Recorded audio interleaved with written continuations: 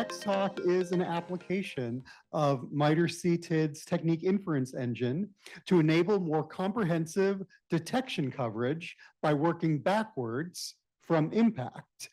Our speaker is Raymond Schippers, who has directed investigations into nation-state actors, cybercrime groups, and ransomware campaigns. Ray, how do we use the Technique Inference Engine? That is the question everyone is asking.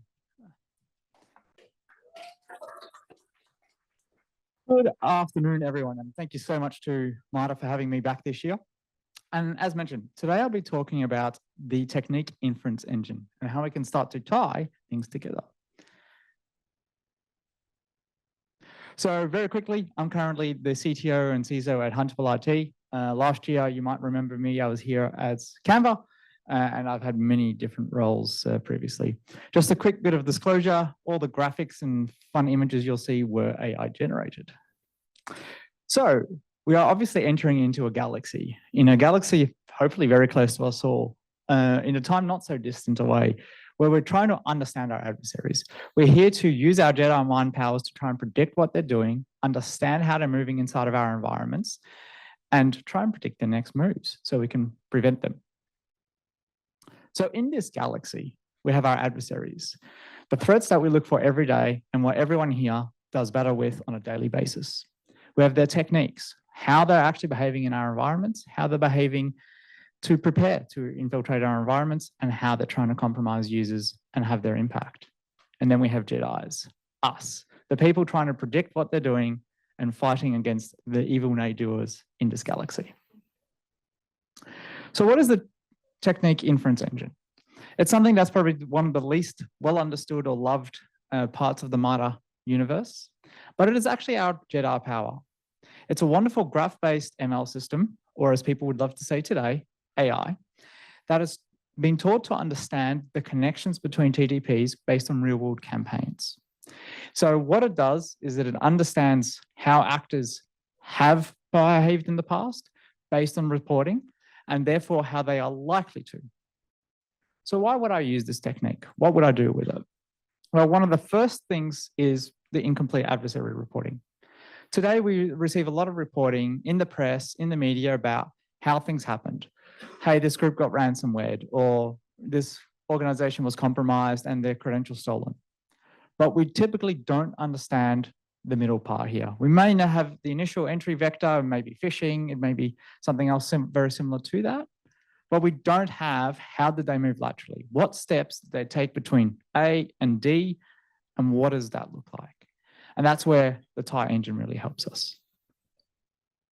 So in this kind of scenario, imagine you receive a report of a compromise of a peer organization in your industry.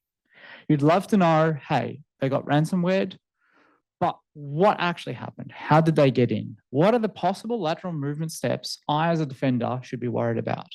How can I learn and use my Jedi mind powers to understand what the adversary was thinking? What detection should we have in place, and what are the most critical ones? So you can either use TIE locally through a Jupyter notebook, or they have a wonderful website. And so you can add your observed techniques. So what we do know, what has been published, you can add in, and then it will use its Jedi mind powers and predict what could have been done. So it will, as you add more techniques, it will further refine this model, and all of a sudden it will start to become much clearer about what may have occurred and what the adversaries are doing. You can then export it as well. And one of the kind of common questions people get is, oh, how do I know that this technique was used? What's kind of the confidence here? Unfortunately, it's not in the web UI, but if you export the CSV or into the MITRE Attack Navigator, this heat map will actually show you the confidence ratings. So you can then start to understand, hey, this is how confident the inference was between the techniques. This enables you to start looking at what was the most likely techniques, what are the most likely things we should be worried about, and what should we focus on. So another way is to start pretending and to kind of create realistic adversaries. So one of the many questions we get is, okay, we want to do an adversary simulation. We want to go out and create an adversary that is realistic, that is actually based on facts that are happening in the environment, but doesn't necessarily have to be a specific APT, or we don't have enough data on a specific APT or an adversary. So again, you can then go into TIE and start to use your mind powers to actually understand what is going on. So what you'd need to do is you need to simulate and create detections for an adversary. In our example today, we're worried about somebody who's going to go in to steal S3 data. Now, this is very important because coming from a cloud world, there was very little information on how adversaries actually moved in the cloud and very little reporting on that. So it was always very difficult for us as a SaaS organization where I worked previously to understand what were the steps. So this is where TIE was very, very helpful in helping us create likely evidence-based adversary profiles. And so then using the force, we could start to simulate these adversaries. We could start to create profiles that were meaningful and actually relevant based on information. But with TIE, you can also help it retrain it. So what we would do is we'd go in and add our own adversary, our own training data, and we'd get more results that were relevant to us.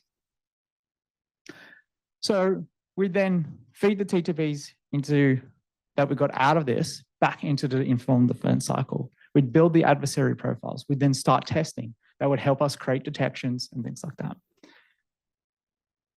So we'd also then start to build attack flows. What are the courses of actions would be our next question. So this is one of the important things, is once you have your adversary TTPs, start thinking about courses of actions. Are we then all of a sudden denying, disrupting? What are we going to do about these adversaries? And that helped us to see common choke points. But it's very difficult just on a single attack flow to see a common choke point. So as a detection engineer, rather than just seeing an attack flow, what am I doing? How can I use TIE and some of the outputs to build some detections? What are the most common flows? And how can I use the summiting of the pyramid to factor in some resilience? So what we do quite often is actually use TIE to start building up the profiles, create multiple attack navigator layers. Unfortunately, it's not very clear up on the screen. But what we then do is have multiple TIE simulations, attack navigator layers, and then you can actually start to add them together. So then all of a sudden, using the MITRE attack navigators and the basic maths that you can do inside of that, you can start to add up the confidence. You can start to add up the likelihoods of these adversary techniques. And you can start to all of a sudden call out, hang on, these things are very, very common. We have very high confidence of these techniques. And that enabled us to start prioritizing. These were the choke points. These are the things that we really need to worry about. And then we can always go back, further refine the model if we had to, if there was some outliers and things like that. So this gave us a lot of ideas of left of boom. So using an inference engine, we could start to predict what is likely to happen based on adversaries in an absence of reporting. This is where we are starting to create intelligence ahead of what has actually happened or in an absence of actual reporting. It allows us to create comprehensive understandings of what is likely to occur. And it also helps us increase the confidence of our CTI. So CTI could be going, hey, we believe there's this adversary, they're doing cloud things, but we don't have enough details. We don't have enough information. And so then using TIE and the graph-based ML that it has allowed us to increase the confidence of our reporting because it could see connections we humans had trouble making between different reports. For our adversary simulation, it helped us build complete profiles. Again, the profiles that we see out there today in a lot of cases are incomplete. There's usually so many gaps in how things are happening, what level of movement looks like. Having come from an incident response background, a lot of that was things that would either gloss over or we didn't necessarily want to share publicly because it would give away our kind of ways to monitor our methods and tooling to the adversaries. So there's reasons why it's not out there today. It's unfortunately not widely shared in the community, but that's again why TIE and some of the reporting that is available to it is so important. We then create those attack flows and import them into tools like OpenBAS and start attack simulations to again further refine what we're doing. So then it's time to create a defense strategy. Using what TIE gave us, we'd then also obviously build profiles to simulate new likely adversaries. but also you can then start scoring resilience. So as you do your adversary simulations, how resilient are our detections? Okay, we have a weakness in here, put that back into TIE, and we have a full circle. But TIE is not all roses. So what are some of the challenges that we see? So TIE actually still uses attack v14. So if your organization has shifted on beyond that, you'll run into some issues. Also, there's a lot of common techniques. So TIE, because it is based on a training set of data, it only knows what it knows about. So if you don't have the correct training sets, if you're not adding all the data that you need, then you'll start running into challenges. Also, some of the most common techniques have been renumbered over time. And as a result, some of the data that is in TIE, in the original training set, has can give you old technique numbers. Also, you can't select platforms. So if you're, for example, purely an AWS shop, you're using Linux, TIE will still by default give you back Windows techniques as well. And it's actually very difficult right now to export from TIE to attack flow. You can export it to other layers, but then unfortunately it was a manual method to create attack flows. So how do we tie this all together? As a community, TIE needs a much more adversary knowledge. It needs much more reporting. It's hopefully a project that will continue to be improved upon and evolve. But it's also, let's use our Jedi mind powers as a community to continue to improve TIE. It shouldn't just be upon the center to continually improve things. We should all be able to contribute, and we have the opportunity. We should all join a defense alliance, whether that's CSERTs, join the center and continue to evolve. And I think that's the open question, is like, how can we improve the contribution to this model? How can we as a community continue to enhance its knowledge? Because right now it's quite static unless you run it and update it yourself.